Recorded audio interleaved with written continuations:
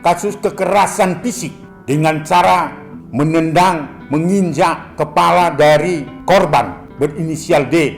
Ini merupakan tindak pidana yang luar biasa yang dilakukan salah seorang anak pejabat yang mengelola keuangan negara dalam bentuk penerimaan pajak. Peristiwa ini sungguh-sungguh keji. Karena apa? Karena direkam, diedarkan bahwa kejadian kekerasan fisik itu seolah-olah hal biasa. Apa yang terjadi, sahabatku anak Indonesia? Mungkin perlu dilihat latar belakang mengapa kejadian itu terjadi. Tentu yang pertama saya ingin menyampaikan ada pola pengasuhan yang salah, memanjakan, memberikan mobil, memberikan sepeda motor untuk diperagakan, untuk dipertontonkan kepada publik seolah-olah sebagai hal yang biasa saja. Sebuah pertanyaan mendasar, pola pengasuhan apa yang diberikan kepada anak ini? Memanjakankah? Mengakibatkan dia menunjukkan hal-hal yang di luar akal sehat manusia.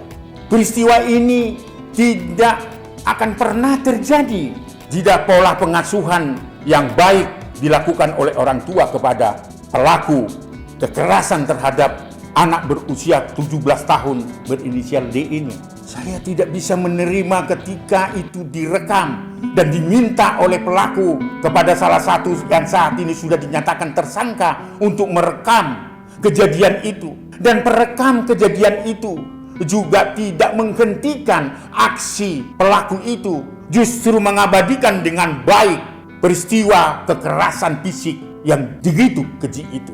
Patutlah Polres Jakarta Selatan mesangkakan kepada pelaku S justru ikut mendukung terjadinya kekerasan.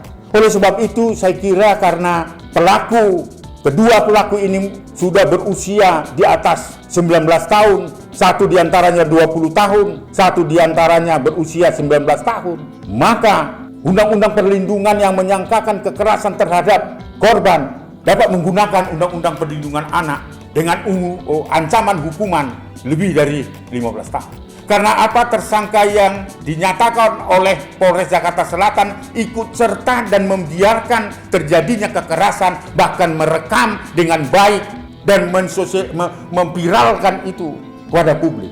Di tempat kejadian pula ada seorang anak berusia 15 tahun berinisial AG yang disinyalir ikut mendorong terjadinya kekerasan atau pemicu atau orang yang ikut serta membiarkan terjadinya kekerasan, sekalipun ada berita mengatakan setelah terjadinya kekerasan dengan cara menginjak kepala, menendang perut dan sebagainya, seolah-olah ingin menolong. Padahal informasi yang diterima yang perlu klarifikasi bahwa AG itu justru yang mendorong, memicu terjadinya kekerasan itu, yang sehingga mengundang inisial L untuk ikut serta merekam kejadian itu.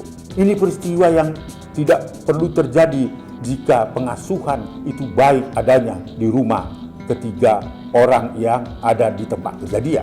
Untuk anak yang berusia 15 tahun yang berada dalam TKP itu, mengingat masih usia anak-anak, maka tetap dimintai pertanggungjawaban hukum karena bisa dinilai juga ikut serta membiarkan terjadinya kekerasan dan bahkan disinyalir ikut mendorong, memicu terjadinya kekerasan itu dilakukan oleh pelaku utama itu. Hanya saja karena dia berusia 15 tahun, proses hukum yang harus dilakukan dan dihadapi oleh seorang anak berusia 15 tahun berdasarkan Undang-Undang Sistem Peradilan Pidana Anak, maka prosesnya, penegakan hukumnya, arti pemeriksaan apakah bersalah atau tidak bersalah itu adalah berbeda dengan orang dewasa. Karena Undang-Undang Sistem Peradilan Pidana Anak menyebutkan bahwa setiap anak yang melakukan kejahatan apapun bentuknya tidak lebih dihukum 10 tahun penjara. Bahkan ketika ketentuan hukum menyatakan dihukum 10 tahun penjara, maka hanya dijalani sepertiga dari hukuman itu. Ini adalah perintah dari Undang-Undang Sistem Peradilan Pidana Anak. Oleh karena itu kepada keluarga korban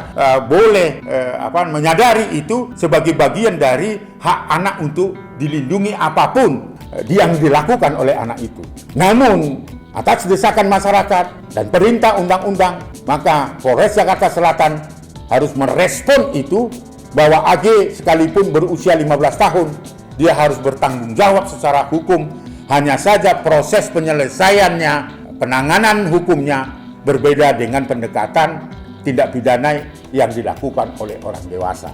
Sekali lagi, Komnas Perlindungan Anak menaruh prihatin dan simpati kepada korban. Mudah-mudahan dalam waktu dekat pulih kembali sehingga bisa beraktivitas seperti biasa.